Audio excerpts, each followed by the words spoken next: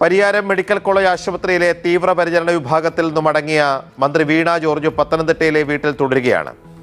മന്ത്രി എവിടെയെന്ന കാര്യത്തിൽ ഇന്നലെ പകൽ മുഴുവൻ ആശയക്കുഴപ്പം തുടർന്നെങ്കിലും വീട്ടിലെത്തിയെന്ന് രാത്രിയോടെ മന്ത്രിയുടെ ഓഫീസ് അറിയിച്ചിരുന്നു. ഡോക്ടർമാർ 4 ദിവസം പൂർണ്ണ വിശ്രമം നിർദ്ദേശിച്ചെന്നും മാർച്ച് 2 വരെ പൊതുപരിപാടികൾ ഇല്ല എന്നും അറിയിപ്പുണ്ട്. വീണ ജോർജിന്റെ അങ്ങാടിക്കലിലെ വീടിന് മുന്നിൽ നിന്ന് ഞങ്ങളുടെ പ്രതിനിധി കൃഷ്ണമോഹൻ ചേരുന്നുണ്ട്. Krishnamohan, good morning.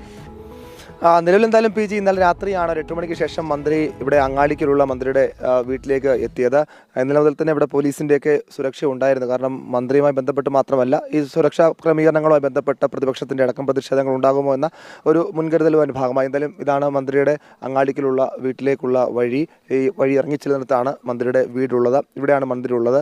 ഇന്നലെ പി ജി പറഞ്ഞതുപോലെ പുലർച്ചെ പരിയാരത്തു നിന്ന് പുറപ്പെട്ട മന്ത്രി എവിടെ എന്ന ചോദ്യം നവമാധ്യമങ്ങളടക്കം ശക്തമായി ഉയർന്നിരുന്നു.